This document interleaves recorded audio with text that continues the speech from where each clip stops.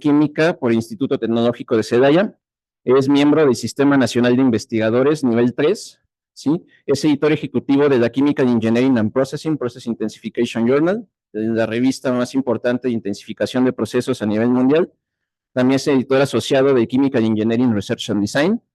Y bueno, es catalogado como uno de los investigadores más prominentes en el área de ingeniería química a nivel mundial, de acuerdo con el ranking de World's Top Scientists, elaborado por la Universidad de Stanford y la editorial Sevier, ¿sí? Fue presidente de la Academia Mexicana de Investigación y Docencia en Ingeniería Química, AMIDIC, ¿sí? Ha dirigido 27 tesis de doctorado, 4 de ellas con mención summa cum laude, que es la máxima distinción que otorga la Universidad de Guanajuato, 28 tesis de maestría y 54 de licenciatura. Es profesor huésped del Departamento de Ingeniería Química de la Universidad de Zacatecas y colaborador académico en diversas universidades, dentro de las que destaca la Universidad de Manchester, la Universidad del Sur de Dinamarca, Universidad de Salamanca en España, Universidad Técnica de Dinamarca, Universidad de Madison, Wisconsin, Carnegie Mellon, Universidad de Kioto y la empresa AkzoNobel, ¿sí? El doctor Juan Gabriel Segovia es autor de 6 libros en el área de intensificación de procesos, tiene el registro de 5 patentes y, bueno, fruto de toda su investigación, el doctor Juan Gabriel Segovia pues ha publicado más de 189 artículos en revistas de alto factor de impacto, contando con más de 5,000 citas a la fecha. Doctor, pues muchas gracias por su presentación y sin más deseo la palabra.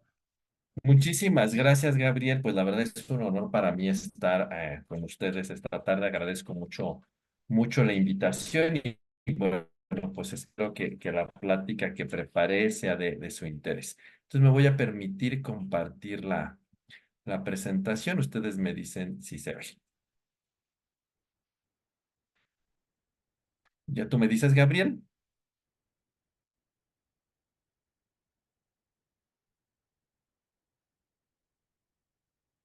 ¿Sí se Sí, ve, ya ahí se Gabriel? ve, doctor. Sí, ya Bueno. se ve bien, doctor. Bueno, pues muchas gracias y bueno, voy a comenzar un poco lo que preparé para esta tarde, pues es una plática acerca de cómo la intensificación puede ser una herramienta de ingeniería química que nos apoye en la parte de generar procesos sostenibles y en particular en aplicación hacia la obtención de bioproductos, que espero ojalá sea de su interés. Bueno, un poquito, Gabriel ya dio un poco mi semblanza brevemente. Y bueno, pues yo soy ingeniero químico por la Universidad de Guanajuato y tengo una maestría y un doctorado también en ingeniería química por el Instituto Tecnológico de Celaya. Bueno, pues obviamente más allá de lo que hacemos ciencia, pues todo el mundo tenemos una serie de pasatiempos. Me gusta, ahora en los últimos años me ha dado por patinar y aparte me gusta mucho la lectura y pues ya saben, ir a hacer un poco de ejercicio y lo demás, o sea, cosas que a veces nos sirven para distraernos y a veces ahí se nos ocurren cosas también cuando uno está como en alguna actividad de relajamiento. Bueno, el grupo de investigación al cual estoy a cargo aquí en la Universidad de Guanajuato es el grupo ADRES. em, son las siglas de Advanced Design Research about Sustainable Systems. Y bueno, pues a lo que nos hemos dedicado en los últimos años es a generar y desarrollar metodologías y técnicas de optimización para la generación de bioproductos y biocombustibles en forma primordial a través de técnicas de sostenibilidad y usando intensificación de procesos. Son las páginas web del grupo.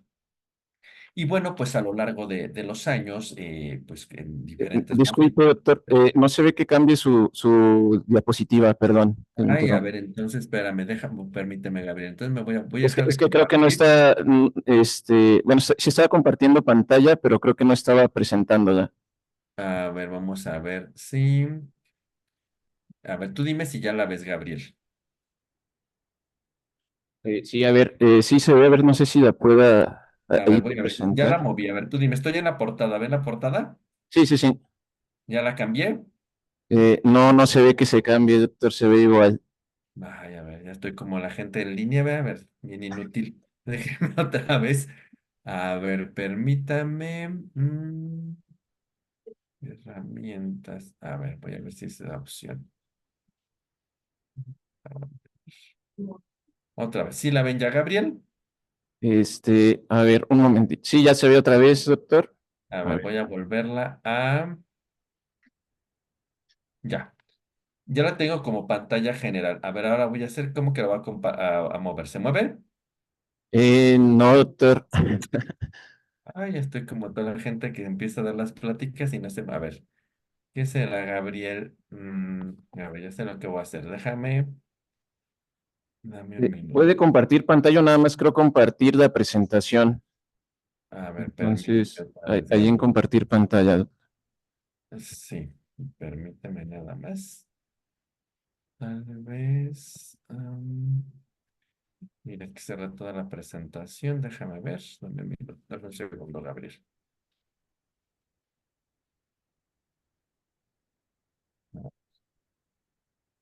Ya la estoy abriendo de nuevo. Está un poquitín pesada. Sí, no se preocupe, doctor. Listo, ya, ahí está abriendo, Gabriel. Como no hicimos una prueba antes, ¿verdad? Sí, sí, sí. A ver, miren, ya, a ver.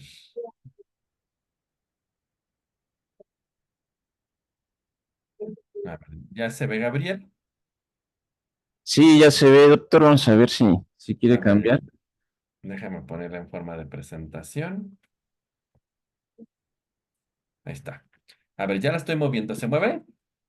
Eh, no, doctor, ¿sabe qué? No pueden moverla con las fechitas, digamos, aunque se quede así hacia abajo. O sea, como la tenía hace un momento, o sea, en vez de presentarla, que nada más Ah, vaya, desplazándose por la barrita. sí, pero sí la alcanzan a ver así bien, Gabriel. Sí, sí se alcanza a ver, doctor. A ver, no sé si quiera cambiar ahí, sí, Ahí se ve. sí, ahí ya cambió. Sí, yo creo que así para no tener problemas, A ver, déjame aquí hacer nada más un ajuste. Espérame, Gabriel. A ver, entonces, voy a hacer para que se vea más grande, ¿eh? sí, está bien. Pero,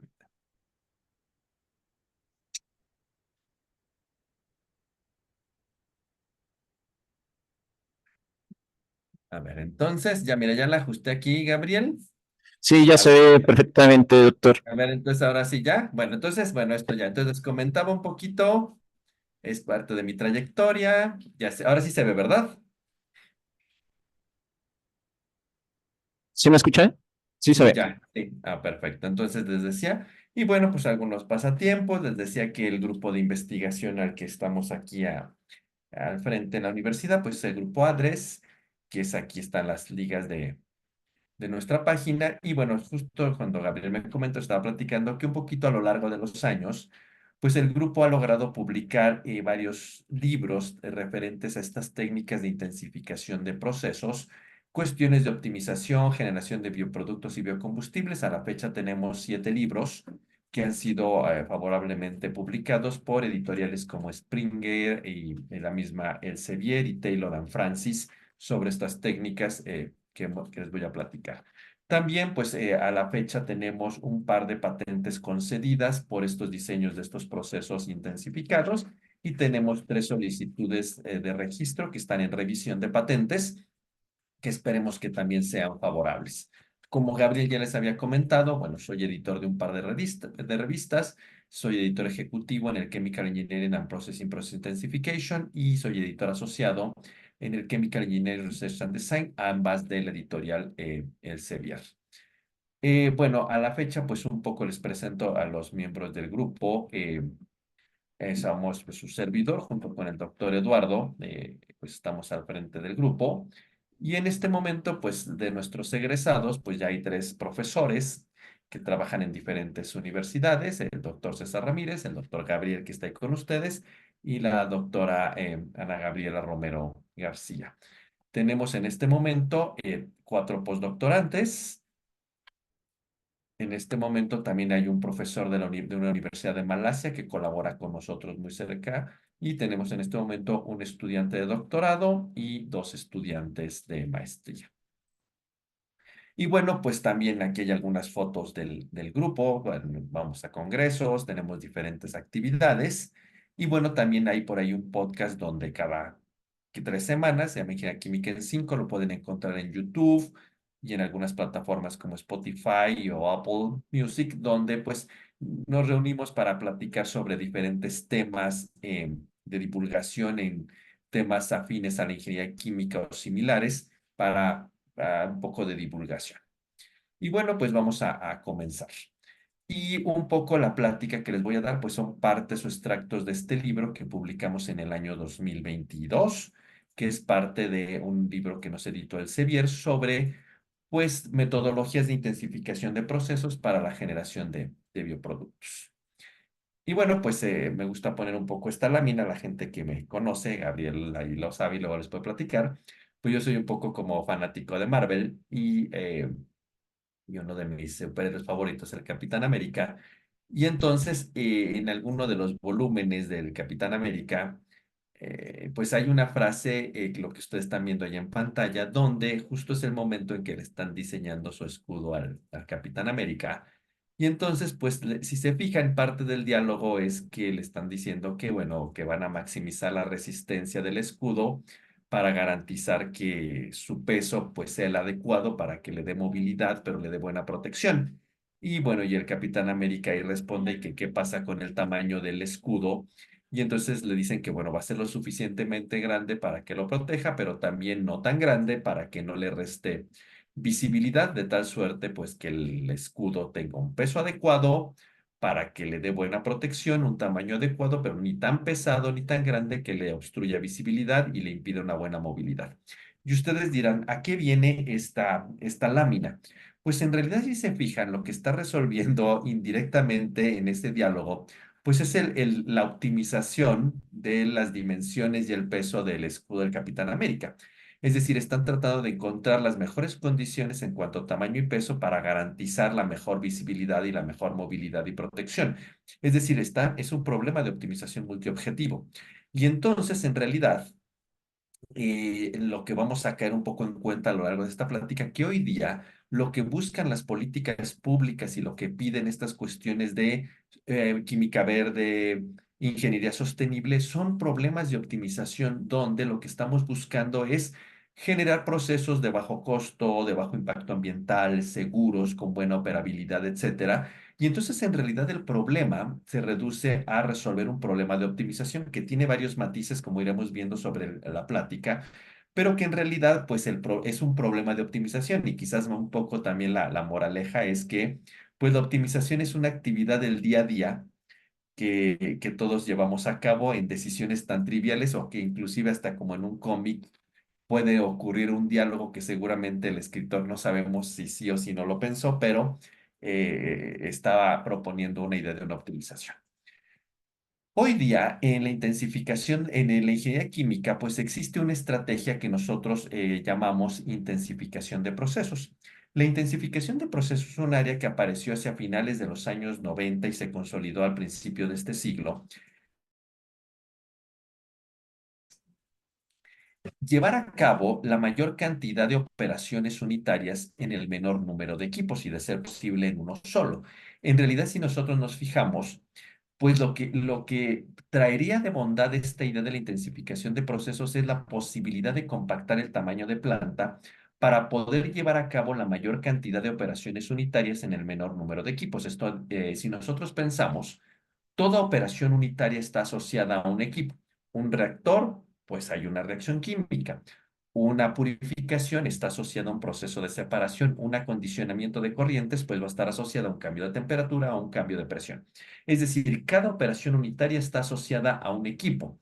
Ahora, en este caso, lo que nosotros estamos proponiendo o lo que propone la intensificación de procesos, ¿qué es? Pues que yo tenga la capacidad de poder conciliar varias operaciones unitarias en el menor número de equipos, lo cual tendría la ventaja de yo reducir el número de equipos, reducir el tamaño de planta e indirectamente reducir el consumo de energía, reducir los costos de operación y probablemente hacer más segura la operabilidad en planta. Y ustedes dirán, ¿y esta idea de la intensificación de procesos es algo real? Bueno, yo creo que el mejor ejemplo que trata de mostrar la lámina, la imagen tal vez es un poco obsoleta, es un smartphone. Un smartphone, ¿qué tiene? Bueno, si nosotros pensamos antiguamente, pues ocupábamos un teléfono, ocupábamos una cámara fotográfica, un radio, ocupábamos una cámara de video, una agenda. Para escribir una carta, pues necesitábamos escribirla, ir al correo, o si necesitábamos, tal vez ustedes son muy jóvenes y no recuerdan lo que es un telegrama, pero era un mensaje corto en pocas palabras que se mandaba y garantizábamos que llegaba en unas cuantas horas a la ciudad de su destino. Obviamente era costoso. Y esto nos suena mucho pues a estas aplicaciones de redes sociales de mensajes cortos, como X, por ejemplo. Y entonces en realidad, pues si nos fijamos, nuestra vida era con muchos equipos en forma individualizada. Un radio, una televisión, un reproductor de música, eh, una agenda, un teléfono, una cámara fotográfica, una cámara de video, un dispositivo para reproducir esos videos. Y hoy día lo tenemos todo en un solo equipo, es decir, compactamos la cantidad de operaciones en un solo equipo. No sabrías con certeza si la suma del costo de todos los equipos individuales fuera mayor que el costo actual de un smartphone, pero lo que podemos decir que es un equipo compacto que yo lo puedo mover fácilmente y que tiene muchas ventajas. Entonces, la intensificación del proceso sería el análogo en una planta química, poder llevar a cabo varias operaciones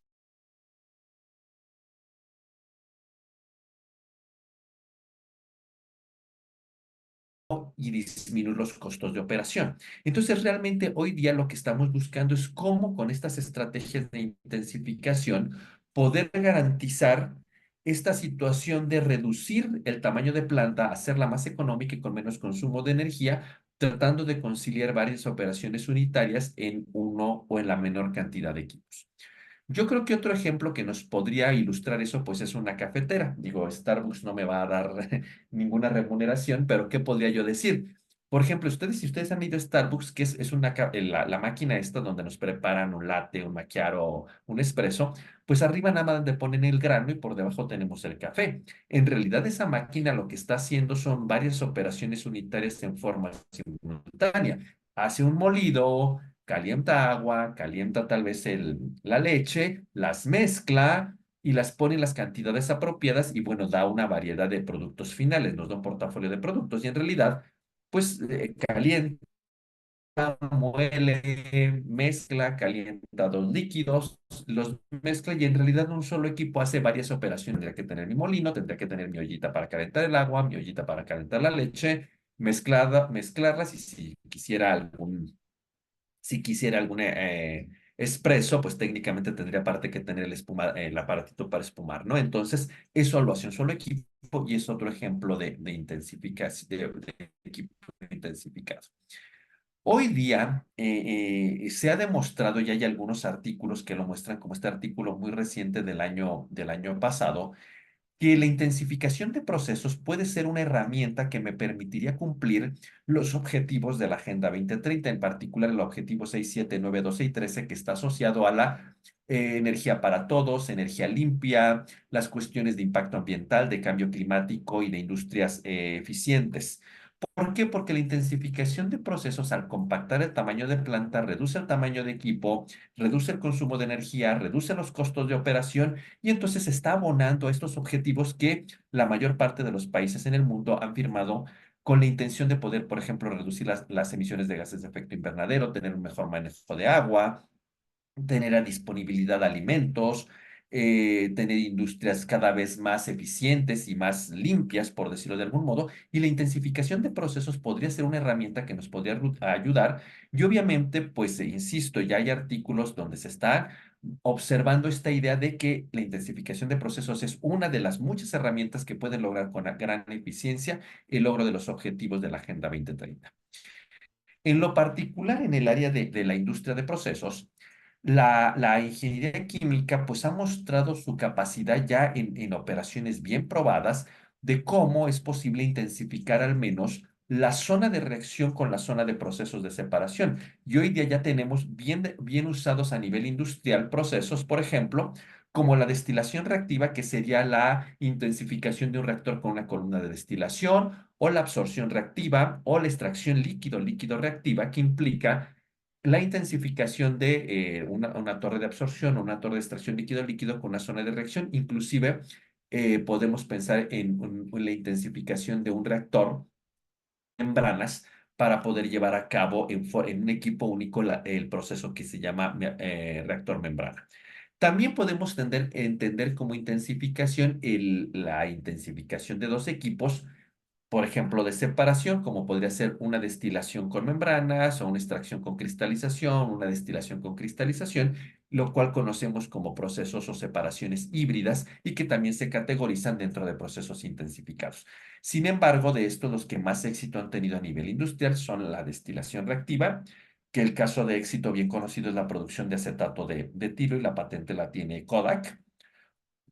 Hoy día está muy de moda la absorción reactiva porque es una de las tecnologías de captura que más se utilizan como procesos postcombustión para evitar la emisión de gases de efecto invernadero en la atmósfera. Entonces son casos bien probados en la industria de procesos intensificados que han demostrado su eficiencia en cuanto a reducción de costos, reducción de consumos de energía, lo cual son las premisas que clama que puede lograr la intensificación de procesos. ¿Sí?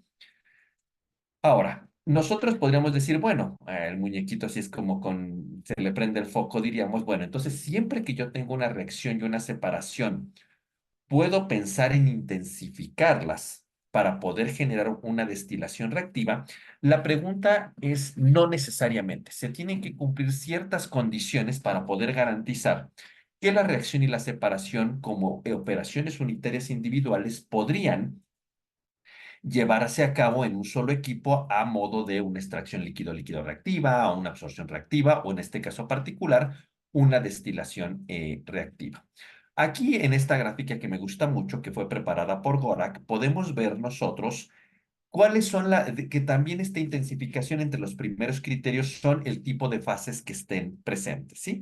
Y por ejemplo, si tenemos dos fases líquidas, pues la extracción podría ser la extracción líquido-líquido reactiva, o si tenemos, por ejemplo, la fase líquido con gas, pues sería la absorción reactiva. Usualmente me gusta hacer el comentario de que cuando pensamos en la bolita amarilla con la bolita de líquido, pues uno se imaginaría que gas con líquido debería de ser destilación reactiva, pero si ustedes se fijan es gas, líquido y sólido lo que me da la destilación reactiva. Ahorita haré un comentario de a qué se refiere esto de fase sólida para poder clarificar y por qué la absorción reactiva sí presenta nada más las fases líquido y vapor y por qué la destilación tiene que estar en juego líquido, gas y vapor. Esas tres fases deben de estar presentes a la hora de pensar en la intensificación. La destilación reactiva, entonces, ¿cómo la podríamos definir? Como aquella operación unitaria donde yo voy a llevar a cabo en forma simultánea una reacción y una separación. Las aplicaciones industriales, perdón, las ventajas que tiene la destilación reactiva dentro de las operaciones industriales son que incrementa la conversión, permite llevar a cabo separaciones difíciles, evita la formación de azeótropos, puede llevar a cabo reducción desde consumos de energía, usa en forma más eficiente los reactivos e inclusive puede mejorar la selectividad.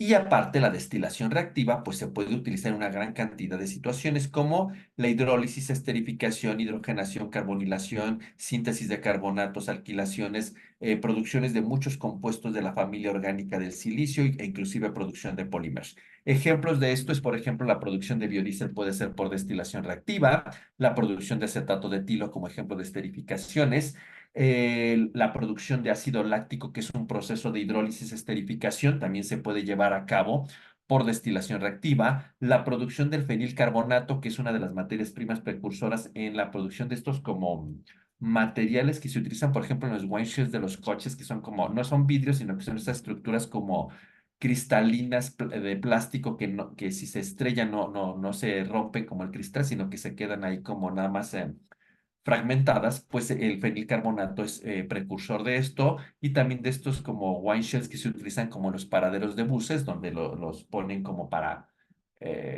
cubrir el sol, ¿no? Entonces, hay muchas aplicaciones en la vida práctica, insisto, como el biodiesel, el ácido láctico, productos como la producción de los tetretoxicilanos, que son una especie de ésteres de silicio que se utilizan en la industria de la consolidación de materiales pétreos. Insisto, en muchas aplicaciones el acetato de etilo mismo, entonces sí tiene aplicaciones muy interesantes y muy diversas. De hecho, pues empresas como BASF, Shell, Sulzer tienen muchas tecnologías desarrolladas y también en muchos lugares del mundo, universidades como en la Universidad de Delft, en Holanda, o Berlin Tech, o en la Universidad de Dortmund en Alemania, pues tienen grandes columnas de destilación reactiva para fines académicos y de investigación.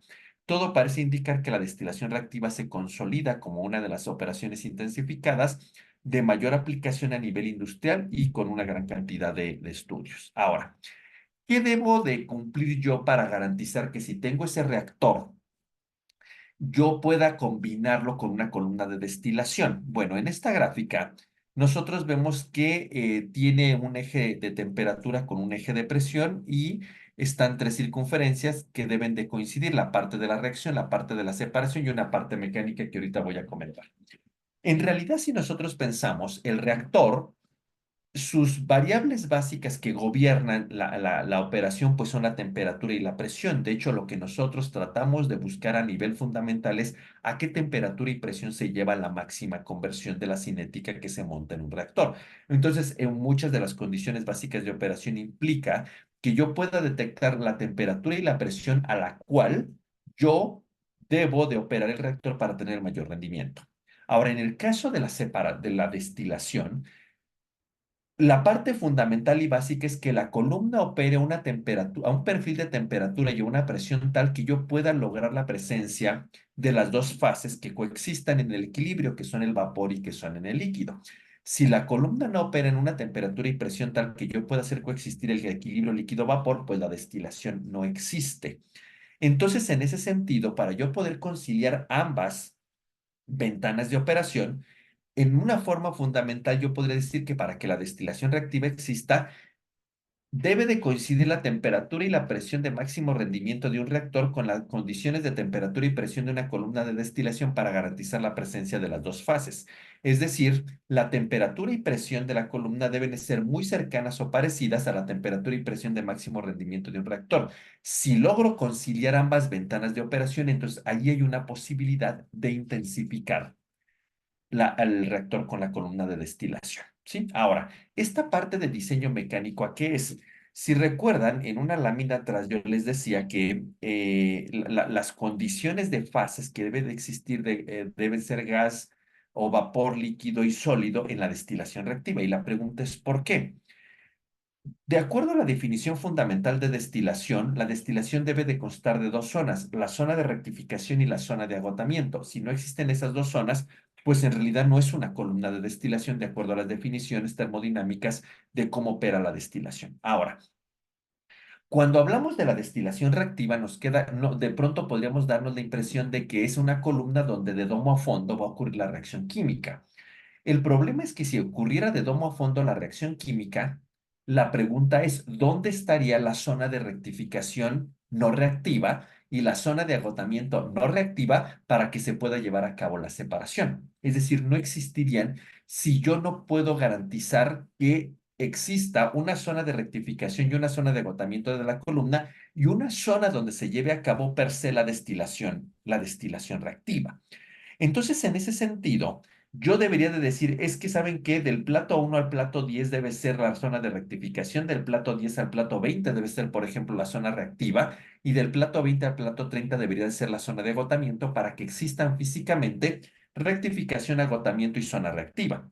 Entonces, si se fijan, la única forma aparente de decir dónde sí ocurra la reacción y dónde no ocurra la reacción es solamente si yo puedo garantizar hasta aquí ocurre la reacción y de aquí para abajo ya no ocurre la reacción.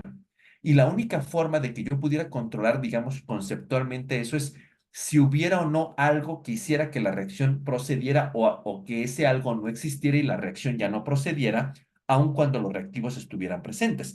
Y esto lo que me está diciendo es que un catalizador podría ser la causa de si existe el catalizador, ocurre la reacción. Si no existe el catalizador, aunque estén los reactivos, no va a proceder la reacción. Entonces, el hecho de que yo hable de ese diseño mecánico y de que yo diga que debe existir una fase sólida en la destilación reactiva, es que en realidad yo debo de tener una especie de zona empacada catalítica donde se lleve a cabo la reacción química y donde esa zona empacada sea no catalítica, sea el equivalente a la zona de rectificación y a la zona de agotamiento. Entonces, las condiciones serían Para que yo pueda llevar a cabo una destilación reactiva, debe de ocurrir que la temperatura y la presión de máximo rendimiento de un reactor coincida con la temperatura y presión para que esos reactivos y productos del reactor puedan coexistir en las dos fases líquido-vapor y que aparte esa reacción tuviera preferentemente una cinética heterogénea para yo poder señalar en qué zona ocurre la reacción y en qué zona no. Si yo logro hacer coincidir esas tres ventanas de operación, entonces así como esta carita triste que dice, pues es que la ventana de operación es muy pequeña, yo puedo pensar en intensificar un reactor a una columna. Platicado como se lo estoy diciendo ahorita, pues parece muy trivial, pero en realidad es mucho más el análisis termodinámico que hay que hacer para detectar y garantizar la viabilidad de la destilación reactiva. Pero en forma fundamental diríamos que eso es lo que debe de pasar: coincidir temperatura y presión del reactor en su máximo rendimiento con temperatura y presión que existan en reactivos y productos de este reactor en las dos fases, y que aparte la reacción sea catalítica para yo, en presencia de un catalizador sólido, para que yo pueda decir aquí sí hay reacción, aquí no hay reacción. Por lo tanto, yo podría en ese sentido, perdón, visualizar una estructura fundamental de la columna como esta, donde esta sería la zona de rectificación, la zona de agotamiento aquí abajo, y esta zona en gris sería la zona catalítica donde va a ocurrir la reacción química. ¿Qué otra condición es importante en el diseño? Bueno, pues que los reactivos no pueden entrar juntos a la zona de la reacción catalítica. ¿Por qué razón? Porque evidentemente, dado que aquí también gobierna el equilibrio líquido-vapor y el concepto de volatilidad, deben de alimentarse los reactivos de tal forma que el pesado entre por la zona superior de la zona catalítica para yo garantizar que caiga, porque es un pesado, y atraviese toda la zona catalítica, y en cambio el reactivo ligero se alimentaría por la zona baja de la zona catalítica para garantizar que, como es volátil, porque es muy ligero, suba. Y entonces, en ese sentido, lo que yo garantizo que es que estas dos, el reactivo y el producto, entren en contacto a lo largo de toda la zona catalítica. En este que dice uno feed, que sería uno pesado, pues él tendería a caer hacia el fondo de la columna, mientras que él dice dos feed implicaría que este va a tenderse a irse al domo de la columna, y entonces se entrecruzarían por toda la zona catalítica y procedería la reacción. Entonces, esa es otra condición importante: cómo alimentar teóricamente los reactivos, pues uno pone al inicio de la zona catalítica y otro al final de la zona catalítica, para lograr que por volatilidades se encuentren y proceda la reacción química. Otra cosa importante que debemos de garantizar en la reacción es que lo que yo espero sacar por los destilados y por el fondo son los productos de la reacción. Nosotros sabemos que por el destilado sale el más volátil de los componentes de la mezcla que se destila, y por el fondo el más pesado. Si yo tengo esta reacción hipotética, 1 feed más 2 feed, que da destilado más fondo, más bottoms, y el distillate y bottom son los dos reactivos que se generan, entonces yo esperaría que el destilado pues va a salir por el domo y el bottoms por el fondo, lo cual implica, desde el punto de vista de volatilidad, que uno de los productos debe ser el más ligero para garantizar que salga por el domo, y otro de los productos debería ser el más pesado para garantizar que salga por el fondo. Por lo tanto, en una reacción hipotética como esta, de la forma A más B que da C más D, yo esperaría que la volatilidad de uno de los productos fuera el más volátil y el otro el más pesado, y por lo tanto, la volatilidad de los reactivos debería de ser intermedia. Porque si uno de los reactivos fuera el más volátil o fuera el más pesado, entonces sería el que tendería a salir por el destilado por el fondo, aquello que no reaccionara, y entonces uno de los productos no tendría por dónde salir y se quedaría atorado en el seno de la columna. Entonces, esta es otra condición que preferentemente debemos de buscar: que los productos de la reacción sean el ligero y el pesado, para garantizar que sí salgan de la columna y los reactivos tengan volatilidades intermedias. Otra cosa que es importante es, si la reacción es exotérmica o es endotérmica, también debo de ver cómo debo de cuidarlo. Y en ese sentido, si una reacción es endotérmica, ¿qué ocurre? Pues pasaría que bajaría el perfil de temperatura, y entonces, para compensar la caída de temperatura, yo debería de subir la carga térmica del reboiler para compensar la caída de temperatura y mantener la conversión en los niveles que a mí me interesa. Obviamente, ¿cuál es el objetivo de la columna de destilación reactiva como proceso intensificado? Disminuir el consumo de energía, dado que la idea de la intensificación es reducir costos de operación y reducir consumos de energía. Si yo pusiera una reacción endotérmica, ¿qué pasaría? Tendría que pagar un exceso de calor en el reboiler para poder compensar la caída de temperatura y entonces aunque sea un proceso intensificado, no tendría ningún sentido porque se caería la temperatura. En cambio, ¿qué pasaría con una reacción exotérmica? Pues el mismo calor que generara la reacción, mucho o poco que fuera, ayudaría a compensar la carga térmica del reboiler, porque en realidad lo que yo quiero en una reacción exotérmica es bajar la temperatura para mantener en las condiciones de rendimiento apropiadas. ¿Y cómo lo haría? Pues bajando la carga térmica en el reboiler para que caiga el perfil de temperatura de la columna y se compense el calor con el mismo calor que genera la exotermicidad de la reacción. Entonces, ¿qué podríamos concluir? Que una reacción endotérmica no es deseable montarla como destilación reactiva porque eso aumentaría el consumo de energía de la columna y eso yo no quiero. En cambio, una reacción exotérmica sí es algo que yo quiero porque el calor mismo de la reacción me puede ayudar a disminuir la carga térmica del hervidor. Entonces, digamos que en resumen, las condiciones que son que la temperatura y la presión del reactor coincidan con la temperatura y presión de la columna en la formación de las dos fases máximo rendimiento, preferentemente una reacción catalítica para que quede claramente señalado zona de reacción, zona de rectificación y zona de agotamiento. Los productos de la reacción preferentemente deben ser el más volátil y el más pesado para que salgan por domo y fondo, porque si no, entonces se quedarían atorados en el seno de la columna y no habría forma de recuperarlos. Y la otra es que preferentemente debemos de montar reacciones exotérmicas para que esto me ayude aún más a disminuir el consumo total de energía. Aquí habría que hacer algunas consideraciones de seguridad inherente, no me voy a detener mucho, pero el hecho de que yo combine un reactor y una columna en un solo equipo, esto implica que aumente los flujos en tránsito en la columna. Y ese aumento en flujos en tránsitos en la columna, por tener dos equipos en uno, podría aumentar el riesgo de operación de la columna porque voy a tener más flujos de más componentes que podrían ser inflamables o volátiles y podría tener ciertos problemas de seguridad. Entonces, algo que es inherente en checar en este tipo de operaciones es qué tanto es la seguridad del sistema para poder garantizar que vale la pena montar la destilación reactiva. Ahora, ¿cómo se diseñan estas columnas? En realidad, si nosotros vamos a la literatura, y ahí están algunos artículos nada más por poner, pues si nosotros nos fijamos en la mayor parte de esos artículos, hablan de simulation, design, optimization, etcétera. En realidad es un problema de optimización el que hay que resolver el de la columna de destilación reactiva. No hay como tal métodos equivalentes a métodos cortos o análogos, porque es un problema complejo y para mantener toda la rigurosidad, pues entonces tengo que resolverlo como un problema de optimización, donde los grados de libertad son la presión de operación de la columna, el número de etapas, el número de etapas reactivas y la relación de reflujo. Obviamente aquí la pregunta es, ¿y qué pasa con la posición de las etapas de alimentación? Es decir, ¿en qué plato se colocan? No es un grado de libertad, aunque lo es, si nosotros recordamos hace un instante, dije que las dos posiciones de las dos alimentaciones debe ser una al inicio de la zona reactiva y el otro reactivo al final de la zona reactiva.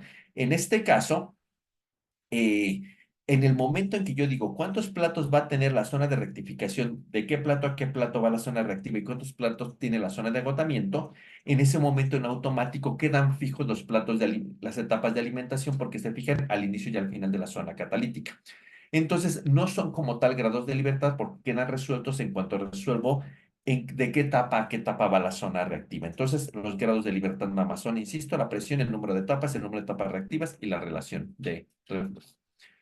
Y bueno, aquí hay un artículo que publicamos nosotros en el año 2015 donde hacemos un review de todas estas metodologías. Hay muchas metodologías que se han publicado en la literatura para resolver el problema de optimización de la columna para garantizar su mínimo consumo de energía y su mínimo costo de operación, tanto con técnicas determinísticas como con técnicas estocásticas. Y bueno, a continuación quiero presentarles un par de casos de estudio de cómo la destilación reactiva parece ser una muy buena alternativa en el caso particular de los bioproductos, ¿sí? Uno de ellos que les quiero mostrar es la producción del ácido lebulínico. Este artículo fue publicado el año pasado, es parte de los resultados del trabajo que ha hecho el ahora doctor Heriberto Alcocer, Y entonces que él trabajó en todo su doctorado en la parte de la producción del lebulínico y entonces él propuso una columna de destilación reactiva que ahorita ya verán. ¿Qué es la idea? Un poco en resumen, bueno, pues nosotros sabemos el problema que hay en la disminución de los combustibles no renovables como el petróleo, donde se obtiene una gran cantidad de productos. Y pues bien sabemos hoy día que una estrategia para intentar resolver y mitigar este problema, pues es el uso de biomasa para generar tanto bioproductos como biocombustibles. En esta valorización de la biomasa, nosotros nos damos cuenta que entre más elaborado sea el producto, tiene mayor valor agregado. Usualmente en la cadena operativa de valor, pues los que me generan menor rentabilidad en una biorefinería que genere bioproductos, pues son los biocombustibles. Mientras que aquellos productos como los que se utilizan en la industria farmacéutica o de alimentos tienen muchísimo valor agregado. De ahí viene mucho, y no es la explicación definitiva, de por qué las biorefinerías de biocombustibles como bioetanol, biodiesel, no tienen tanta rentabilidad, porque el valor agregado, si bien es alto, no compite con la rentabilidad completa de la planta. En cambio, los procesos que generan bioproductos a partir de biomasa sí pueden tener más posibilidades de ser rentables. Y bueno, obviamente, si pensamos como en una cadena de suministro, pues obviamente necesitamos recolectar la biomasa, llevarla a los hubs donde se va a almacenar, llevarla a las biorefinerías. Y en general nosotros sabemos que todo proceso empieza con el pretratamiento del material lignocelulósico para convertirlo en celulosa, hemicelulosa y lignina. Y dependiendo de qué fracción si tomamos la celulosa o la hemicelulosa, podemos generar una variedad de bioproductos diferentes. Hoy día también ya se está valorando la lignina porque también genera una buena cantidad de productos aromáticos. Es un área menos explorada que aquella donde la valorización de la celulosa y la hemicelulosa. En el caso aquí vemos, por ejemplo, alguna materia prima clásica de la industria agrícola, como es la pata de sorgo, la pata de maíz, el bagazo de caña, donde ven que tiene una cantidad muy importante de celulosa y hemicelulosa, y en el caso particular de México, las toneladas que quedan por año son muy, muy altas. Es decir, tenemos una alta disponibilidad de biomasa agrícola para poderlo llevar a cabo su valorización para generar bioproductos. En el caso particular de la biomasa que genera ácido lebulínico, el ácido lebulínico es este ácido que nosotros vemos aquí, es un ácido carboxílico que tiene la posibilidad que es utilizado tanto en la industria agro como en la industria farmacéutica porque genera un montonal de productos de alto interés, como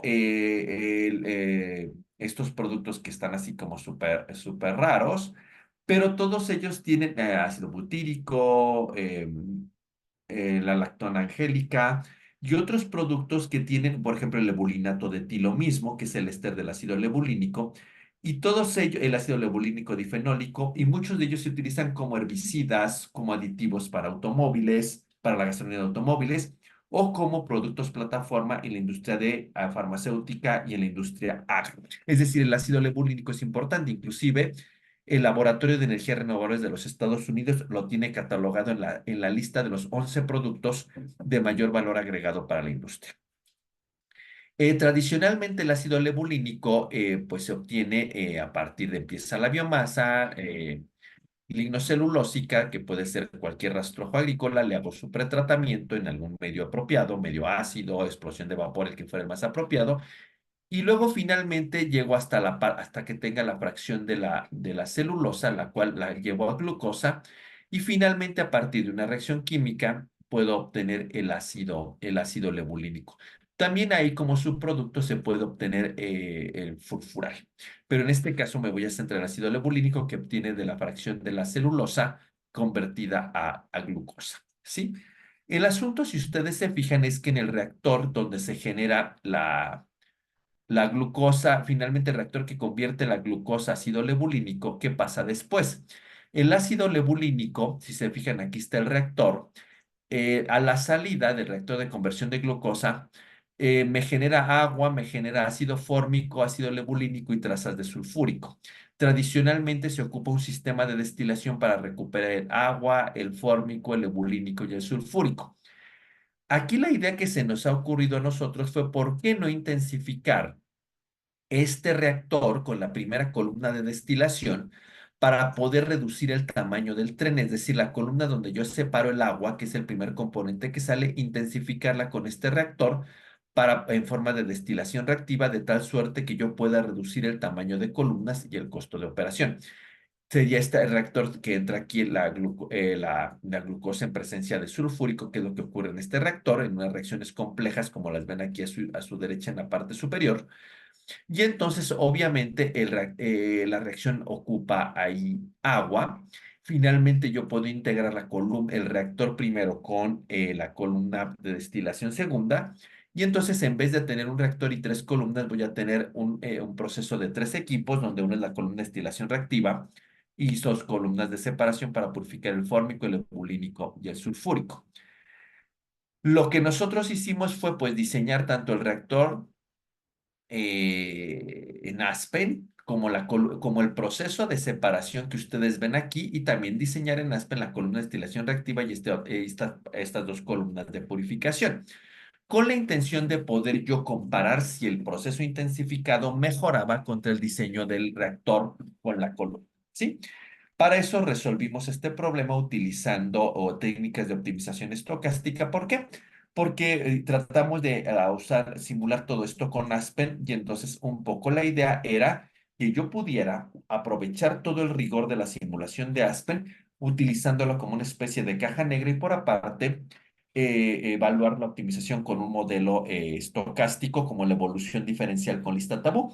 La elección de este modelo estocástico se debe a que ha sido demostrado que es muy bueno para sistemas de ecuaciones con una gran cantidad de ecuaciones, y que aparte sean sistemas, digamos, pues complejos y no convexos, y dan buenas soluciones. Si nosotros pensamos, pues aquí hay varias columnas de destilación que se modelan con las ecuaciones mesh, lo cual genera una gran cantidad de ecuaciones, aparte de las cinéticas y aparte del modelo de la destilación reactiva. Y entonces lo que hicimos fue, pues, técnicamente enlazar el Aspen junto con nuestro optimizador que se encuentra escrito en Excel a través de macros de Visual C, para poder hacer intercambio de información. El método de optimización está escrito en Excel, y entonces ahí yo transmito información a la caja negra, que por decirlo de algún modo es Aspen, donde voy iterando a través de los diferentes pasos de la optimización, hasta que llegue finalmente a encontrar la solución óptima después de un número dado de generaciones que yo fije para el proceso de evolución diferencial. Nosotros aquí vemos, en este caso, se hizo la función objetivo que nosotros planteamos en lo particular era, pues, resolver el problema para la minimización de la energía completa que se utiliza en el sistema.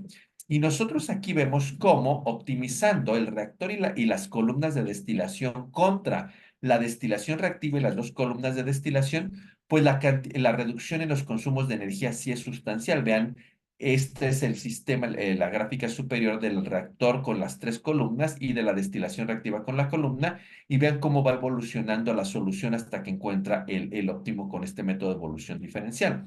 Aquí están las variables de diseño, pero yo creo que de cada una de las columnas, pero yo creo que lo más importante es esta tabla. Vean ustedes en este caso para el sistema convencional, sobre todo la última columna, cómo el consumo total de energía se reduce cuando se compara contra el sistema intensificado. Y vean cómo si hay una reducción sustancial, que es aproximadamente del 23%, como marca en esta tabla, entre el consumo total de energía. Aparte que también yo puedo ver en cada uno de los equipos cómo va disminuyendo la cantidad de energía, y cómo en el total de energía hay una disminución completa.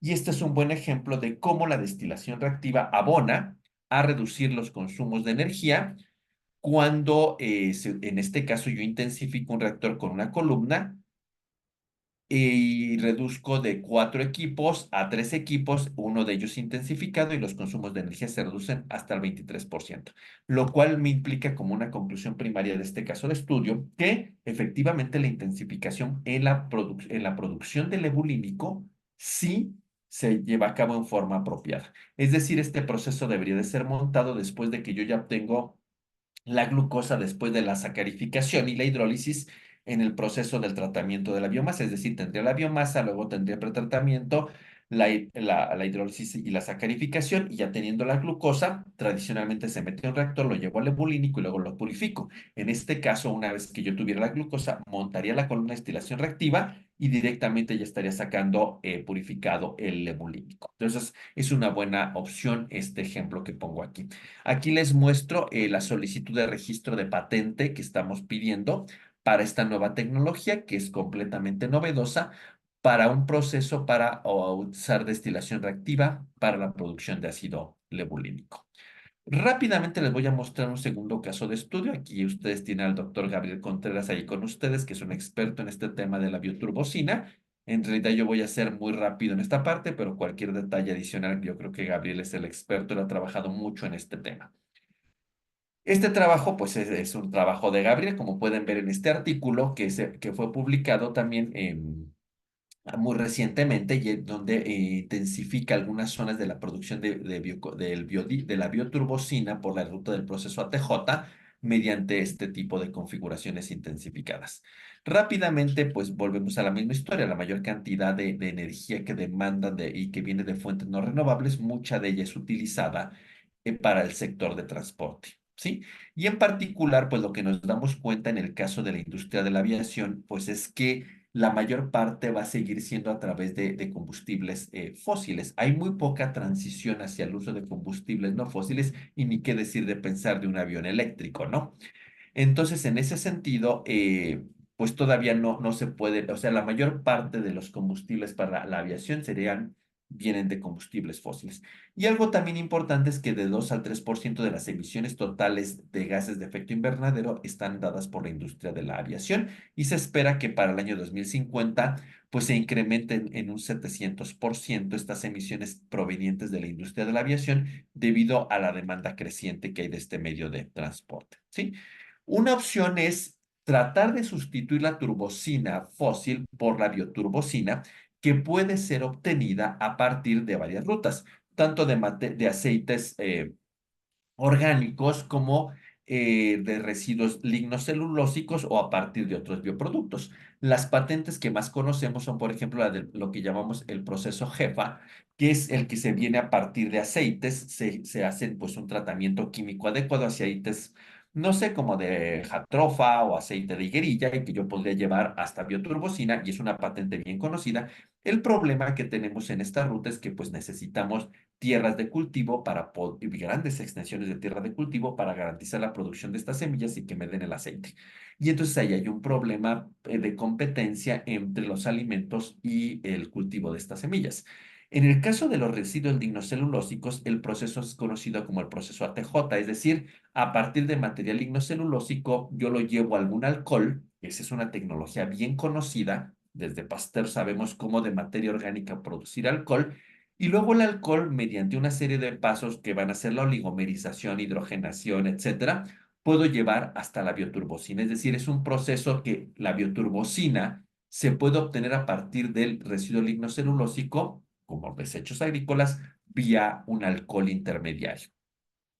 Y hay otras rutas más modernas, como a partir de furfura, algo que el doctor Gabriel está trabajando desde hace algún tiempo, que es el furfural también se puede obtener, como vieron, que es un residuo que queda del lebulínico, y el furfural también lo puedo convertir a bioturbocina. Pero los que están más patentados, perdón, los patentados y demás uso industrial es el proceso JEFA, con sus desventajas que necesito tierras de cultivo, y el proceso ATJ, que es la valorización de residuos lignocelulósicos vía alcohol para producir bioturbocina.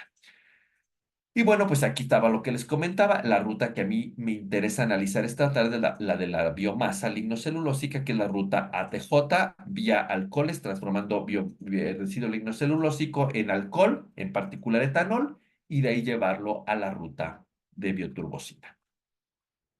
El proceso, una vez que yo tengo el alcohol, consta de tres partes, una zona que se llama la oligomerización, que realmente es este etanol, pues irlo pegando, pegando para hacer grandes cadenas, y ahí lo que quiero obtener son alquenos.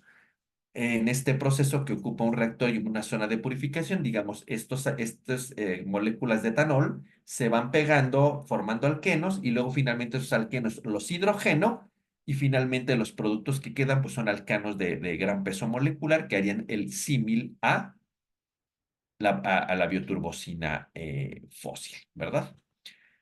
Am, Ahí hay varias opciones que yo podría hacer. Yo podría intensificar, este es el proceso convencional y yo podría intentar hacer una intensificación. Hay varias opciones en la zona de hidrogenación donde yo tengo un reactor que yo podría intentar intensificar con la zona de separación, ¿no? Entonces yo aquí tengo mi proceso convencional donde tengo reactor columna.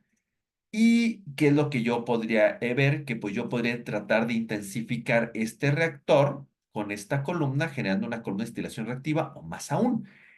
Este reactor y esta columna, junto con este reactor y esta columna, intensificarlo en una columna doblemente catalítica, es decir, que ocurra simultáneamente cada una de estas dos reacciones que ocurren en este caso en forma independiente. Entonces podemos ver el proceso convencional, el proceso donde intensifico una de las zonas y el proceso donde en una sola columna intensifico las dos zonas reactivas de la producción de bioturbosina, lo cual es muy interesante. Es decir, paso, si se fijan, de técnicamente 5 equipos, lo reduzco a 3 en la primera intensificación y finalmente llego a una sola columna. Aquí están todas las cinéticas que son muy complejas de la parte de la oligomerización, que es la primer reactor, y luego acá tengo la segunda parte, que es la zona de hidrogenación, que son la segunda parte que pienso intensificar, y entonces la idea sería, como objetivo, diseñar esta columna con este proceso intensificar en una parte y luego intensificar las dos secciones, la de oligomerización y la de hidrogenación, pues cumpliendo estos criterios de sostenibilidad, que sea de bajo costo de operación, que tenga bajo impacto ambiental, que consuma poca energía, que sea seguro y que sea operable. Nuevamente, pues aquí calculamos el costo, la función objetivo fue con el costo total de operación minimizarlo, también con el criterio del ecoindicador, que es una medición de un tipo análisis ciclo de vida para medir el impacto ambiental del proceso. Y también se utilizó un índice muy básico de controlabilidad, que es el número de condición, para garantizar que estos sistemas fueran operables debido a su complejidad.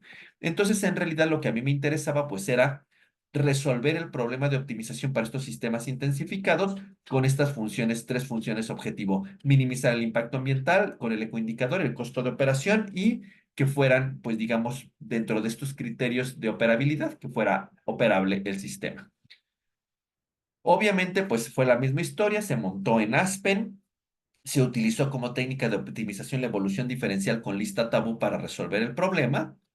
Y finalmente, ¿qué vemos de resultados? Pues vean claramente perdón, en estas soluciones cómo para las diferentes combinaciones de los criterios de impacto ambiental con costo o de operabilidad contra impacto ambiental o de costo contra operabilidad, vean ustedes cómo los datos naranjas son el sistema convencional, los datos grises son el sistema con una intensificación y los datos azules son el sistema completamente intensificado. Para las diferentes combinaciones de las funciones objetivos, vean claramente cómo el sistema doblemente intensificado consume menos energía, tiene menor costo de operación, tiene menor impacto ambiental y tiene buenas propiedades de operabilidad. Quizás en esta siguiente gráfica podemos ver aquí cómo la doble catalítica tiene un ahorro energético del 78%, es la verde. Este es el sistema con una intensificación a naranja y el azul es el sistema convencional. Y también el costo por kilogramo de biocombustible, en este caso de la bioturbosina producida, pues se reduce en un 93% en la columna que lleva las dos reacciones, las dos intensificaciones, o que es doblemente catalítica. ¿Por qué? Porque reduzco de 5 equipos a un solo equipo y entonces el costo total del precio de venta y el costo total de operación se ven disminuidos, lo cual también es sumamente interesante y es otro ejemplo de cómo la intensificación lo puede lograr. Aquí ven para otras de los diferentes análisis cómo tanto en el sistema doblemente catalítico el verde comparado con el azul, también el impacto ambiental disminuye y también el costo total de operación se ve reducido. ¿Qué retos y oportunidades tenemos? Bueno, esto que está en teoría y que es sumamente interesante, pues ahora el problema es mucho, hay retos y oportunidades, hay sobre todo en el diseño mecánico y también en la cuestión de la seguridad en estas columnas tan intensificadas donde están ocurriendo tantas cosas en forma simultánea. Pero estos resultados son muy alentadores porque nos dan la oportunidad de ver que es factible, que reduce consumo de energía, que reduce costos de operación en estos procesos altamente intensificados, ¿sí? Y entonces la conclusión es que a través de estas técnicas de optimización estocástica, hemos podido demostrar para la generación de dos bioproductos que es posible reducir consumo de energía, reducir costo de operación, reducir impacto ambiental y que la intensificación de procesos es una buena herramienta que puede ser utilizada para generar bioproductos en forma sostenible y limpia. Eh, Aquí tenemos este artículo que publicamos este año, donde pues tratamos de hacer una reflexión de por qué hoy día aprender la intensificación de procesos, no sé si como una materia o como un curso adicional en posgrado o licenciatura o en ambos grados académicos, es algo que es relevante hoy día porque la intensificación de procesos es una técnica que nos permite abonar a cumplir los objetivos de la Agenda 2030, ya poder garantizar, poder reducir consumos de energía, compactar tamaños de plantas, tener menos impacto ambiental, seguridad, operabilidad. Y entonces algo que no es tan común aprender hoy día como ingenieros químicos y que parece ser que es una herramienta del siglo XXI, es esta idea de la intensificación de procesos. Y entonces en este artículo hacemos una reflexión de por qué vale la pena introducir cursos o tal vez talleres sobre cuestiones de intensificación. Pues bueno, esto es algo de lo que les quería platicar sobre pues, las bondades, las oportunidades que tenemos usando la intensificación de procesos. Ojalá haya sido de su interés y pues quedo a sus órdenes para cualquier duda o pregunta que tengan. Muchas Muchísimas gracias, gracias. doctor. Muchas gracias, por su presentación, doctor. Tenemos tiempo para unas preguntas. Vamos a empezar Ya. con el público aquí presencial. No sé si alguien tuviera alguna duda de los aquí presentes. Sí. Hola, doctor. Hola, ¿cómo ¿Me está? escucha? Muy buenas tardes. Un gusto saludarlo, doctor. Aquí No, bueno, en gracias. los sistemas donde menciona que los productos no fueran ni el clave ligero ni el clave pesado o que hubiera otro, los Sí, sistemas, aquellos sistemas donde había salidas laterales, como los sí. sistemas técnicamente acoplados, ¿no son una opción por la complejidad o el riesgo o no podría verse esa posibilidad? Por ejemplo, sí, mira, por ejemplo, aquí en este caso, en el primer caso de estudio que presenté, pues presenté técnicamente una columna de destilación reactiva simple. En el caso de la segunda sistema, que es una columna doblemente catalítica, también sería una destilación reactiva, pero sí puede montarse en forma de columnas de pared divisoria o de equipos térmicamente acoplados, donde todavía puedes ahorrar mucho más. Ahí lo único que hay que cuidar es cómo es la distribución, por ejemplo, entre los perfiles de temperatura, para poder garantizar que la destilación reactiva, en qué parte de la columna acoplada se puede llevar a cabo. Pero si es factible montarlos, nada más hay que hacer previamente a que garantices que se puede conciliar la zona de reacción con la zona de separación y te puedes hacer la destilación reactiva, es posible, después de ver qué productos y qué reactivos vas a tener y cuántos tienes en juego, poder montarlos en unas columnas térmicamente acopladas de equipo lateral o inclusive tipo Petluco en forma de pared divisoria. Sí se puede. Es más complejo, pero aún así puedes todavía disminuir más el consumo de energía porque en realidad sería una columna Petliuk reactiva, una columna de destilación Petliuk reactiva, donde ya de por sí mismo la destilación reactiva ahorra. Ahora, con el ahorro natural de los sistemas intensificados asociados al acoplamiento térmico, es posible. Nada más que también hay que ver cuántos reactivos están en juego. Por ejemplo, allí en la columna Petliuk, pues necesitas, por ejemplo, tres corrientes, pero por ejemplo en la producción del acetato de etilo es posible montarlo en una forma de columna Petluc porque ahí sí tienes tres productos que resolver al final y es posible hacerlo. Entonces también depende de cuántos productos quieras extraer al final o alguno de ellos es uno que tienes que purificar para recircularlo. Puedes hacerlo. ¿Por qué estoy pensando en la esterificación? Porque acuérdate que el etanol se tiene que poner en exceso. Entonces es el ácido acético más el etanol te da acetato de etilo y aparte se forma etanol y agua. Tú quieres recuperar, en este caso, el acetato de etilo, que usualmente queda por arriba. En otra corriente puedes intentar recuperar el etanol y por otra corriente tú puedes tratar de recuperar el etanol y el agua, donde luego, ahí sí ya no lo puedes hacer. En una segunda columna puedes purificarlo, regresas el etanol y tienes agua. Entonces, depende mucho de la cantidad de productos y reactivos que estén en juego y que quieres recuperar. Es posible montarlo en columnas térmicamente acopladas y te va a dar mucho más ahorro. No sé si contesté tu pregunta. Sí, claro que sí, doctor. Bueno, muchas gracias. Gracias. Abrimos la sesión de preguntas y respuestas para las personas que están en línea. No sé si alguien tuviera alguna duda. Sí, María Fernanda nos comenta, bueno, esa es otra cosa. No hay alguien ahí que quiera alguna pregunta o que tenga alguna pregunta. En la otra pregunta no la puedo contestar yo, ¿no? Sí, sí. Ok, no hay alguien más que quiera preguntar ahí en línea. Si no, bueno, aquí de manera presencial, alguien que quiera hacer alguna pregunta. Bueno, espero que Por ahí, esté claro. Bueno, buenas tardes, gracias por la Sí, pregunta. buenas tardes. Yo tenía una pregunta. Dentro del proceso de ¿no? intensificación, ¿ustedes calculan los parámetros cinéticos o las meten a partir de datos previamente reportados? Bueno, obviamente ya las cinéticas, pues la mayor parte, si te fijas, la condición es que yo tengo una cinética que ya está montada en un reactor y que luego quiero intensificar con su sistema de separación adjunto, que puede ser la destilación. Entonces, usualmente, pues las cinéticas ya existen porque ya están en ese reactor. Aquí el asunto, más bien, tal vez tu pregunta yo la vería de esta forma. ¿Qué pasa si tú tienes una cinética nueva o un Sí, me proceso refiero a si que tú cambia estás también diseñando? el material catalítico. ¿Cómo? Exactamente. Sí, si hay un material catalítico, pues bueno, ya la cinética está resuelta y pues ya no la entregan y decimos, bueno, esta cinética es para este catalizador específico. Pero si tú estuvieras diseñando un catalizador desde cero para una reacción nueva, ahí el asunto sería, y los productos que te quedan pueden ser purificados por destilación, ahí sí sería como desde cero obtener los datos experimentales, tener la cinética y montarla, porque ahí tal vez el objetivo sería ¿por qué no pasamos directamente de esa cinética nueva o de ese catalizador nuevo que tú estás desarrollando o analizando para intentar montarlo sobre destilación reactiva directamente?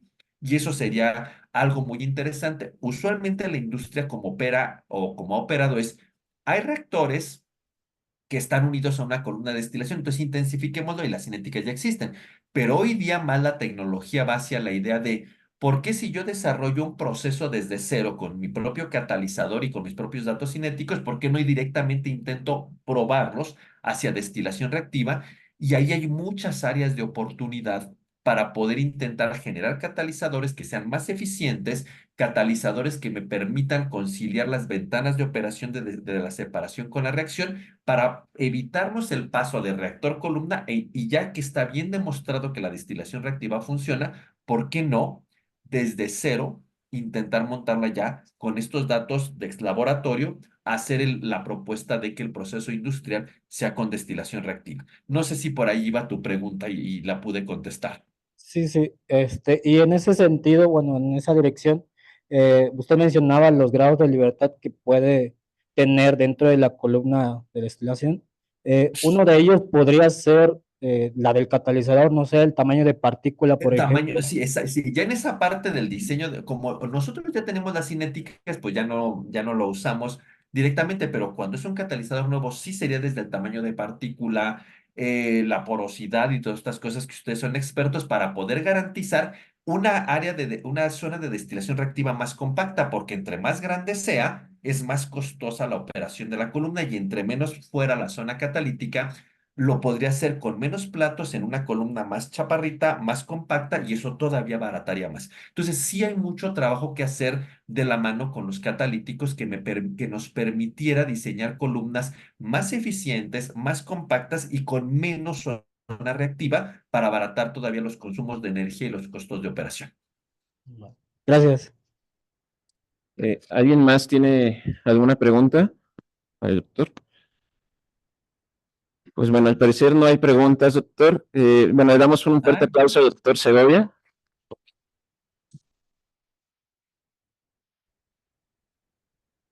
Doctor, pues muchas no, pues gracias por muchísimas su... gracias. Perdón, No, gracias a ustedes, Gabriel. La verdad, espero que sí haya sido de su interés la plática. No, pues muchas gracias, doctor. Yo sé que con su apretada agenda, pues bueno, estamos muy agradecidos que nos haya hecho un espacio. Por ahí haré llegar por correo su certificado. Y bueno, muchas gracias por todo, doctor. Gracias a ustedes, gracias Gabriel, esperamos vernos pronto. Saludos a todos y gracias por su atención y muy buen provecho y buena tarde. Gracias, hasta luego, doctor. Hasta luego.